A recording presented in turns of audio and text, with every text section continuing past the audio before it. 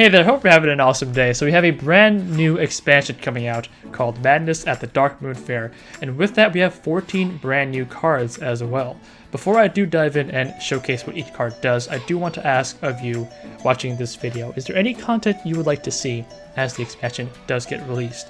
I do feel like it's been 7 years now since Hearthstone has been first released, and there has been less of a focus on budget-friendly and free-to-play friendly decks, and I would love to help in any way I can. So if there's any suggestions you have, please do leave them in the comment section below. Let's first look at the Old Gods. These are 4 legendary minions that were originally released in 2016 in the Whispers of the Old Gods expansion. Now they are back with a vengeance in 2020. They are their new updated post-COVID-19 forms, ready to kick some ass. First off, let's look at Cthulhu the Shattered. So the way this card works, it's very similar to Prince Balcazar, where before the first turn is played, it will activate an effect where it says start of game, break into pieces. It will break into 4 separate cards: the Eye of Cthulhu, the Heart of Cthulhu, the Body of Cthulhu, and then the Maw of Cthulhu. They all get shuffled into your deck randomly. Once you cast all 4 of these, you then get the Cthulhu the Shattered card also shuffled into your deck, and then you can play that card to activate the Battle Cry, which is deal 30 damage randomly split among all enemies. Now this is a very, very powerful effect, obviously, and just from the looks of it, this looks to be a very late game kind of card. There is no real place for this in a faster or tempo style deck, so it'll be very interesting to see what deck this will see play in and if it will actually be successful. Next we have Yogg-Saron, Master of Fate. Now if you played in 2016 to 2017, you'll know the original iteration of Yogg-Saron was a terrorizing presence in Standard. Basically what it used to do was, for every spell you cast in a game, it would cast a random spell with random targets. So it was a late game bomb you would toss on the board that could flip the table, it could win the game for you on the spot, and it was ultimately banned from tournament play. So in the same spirit, we have Yogg-Saron, Master of Fate, where if you cast 10 spells this game, you get to spin a wheel where there are 6 distinct possibilities. Each of the outcomes are very, very powerful and can swing the board in huge ways, 5 of which have a 19% chance of happening, and 1 of them has a 5% chance of happening. The 5% chance is the Rod of Roasting, which casts Power Blast until a character dies. So basically, at the end of the game, you have a 5% chance to effectively flip a coin to see who will win the game. And this has some serious implications competitive-wise, but at the same time, I understand that this is meant to be a fun card. We will see if this is a card that will warrant a ban in tournament play.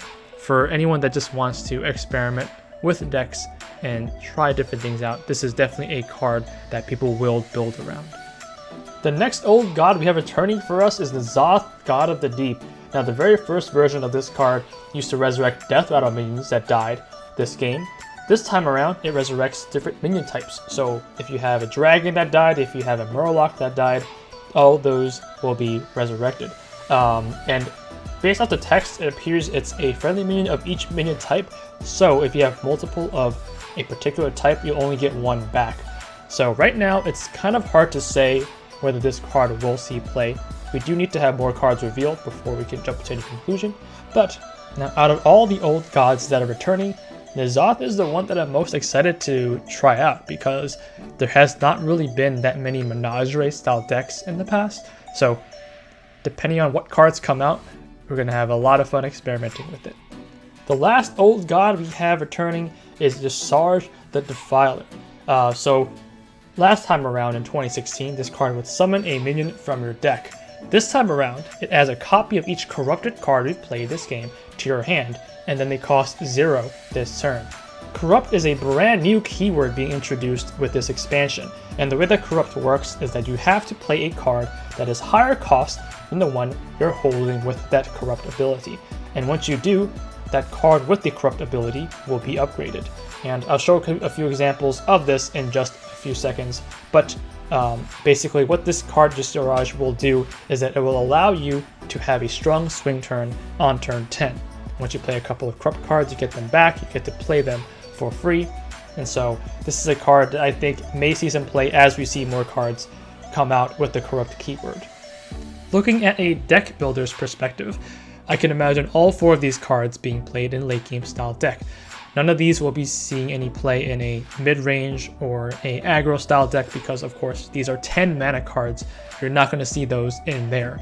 But based off of what we have right now in the meta, we can definitely imagine Control Priest, Control Warrior, Control Shaman as classes that will be trying out each and every one of these cards.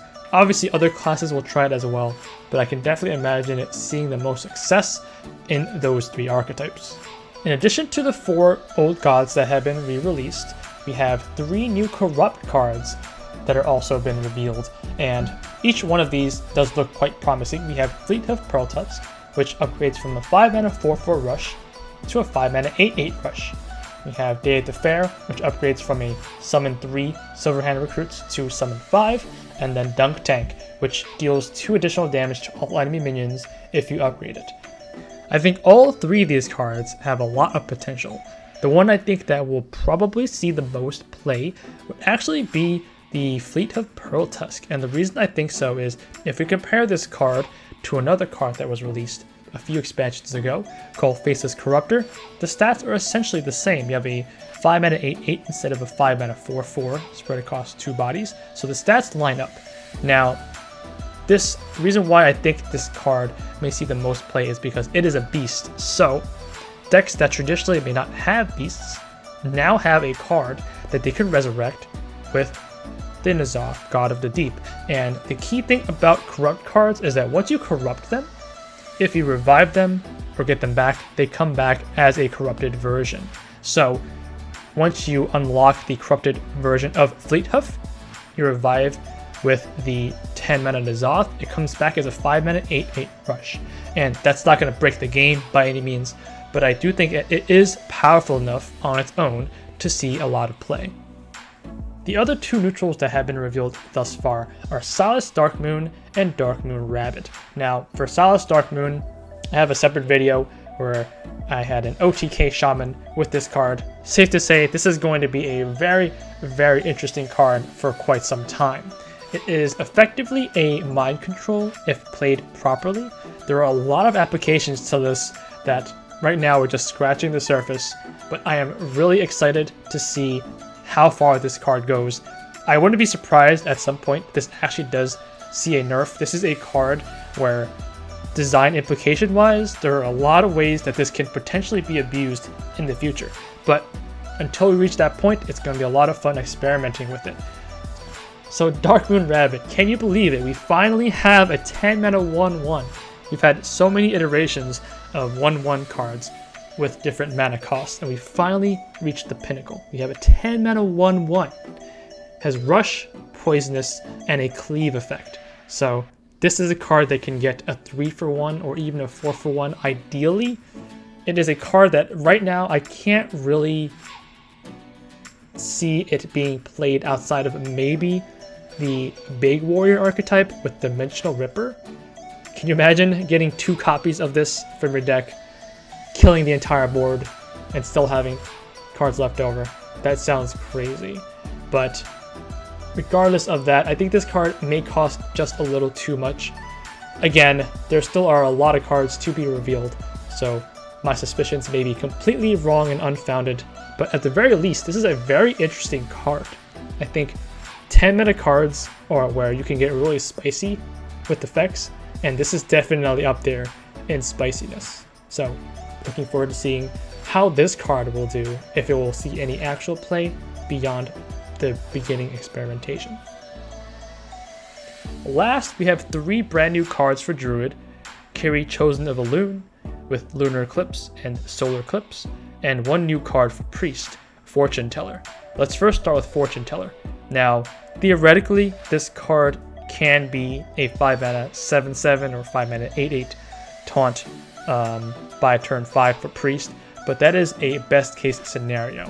And for a card that is just vanilla stats, it is something as quite underwhelming at this stage of the game. Just having raw vanilla stats right now is generally not that helpful unless it's a turn 1 or turn 2 play. Because if you think about it, last expansion, Priest received a 1 mana 1/4, and that card does not receive any play. A 1 mana 1/4 does not see any play. So I do not think a 5 mana 7/7 taunt potentially will see any play. For Kiri, Chosen of Elune, the interesting aspect of this card is that the Solar Eclipse allows you to cast your next spell twice. So this is something that can enable some crazy combos. Overall, we still do need to see some more cards to see if there are other combos that can be used with this card, but on the surface, this does seem to be a very promising card. Thank you so much for watching. I will see you all in the next card review video. Till next time, peace.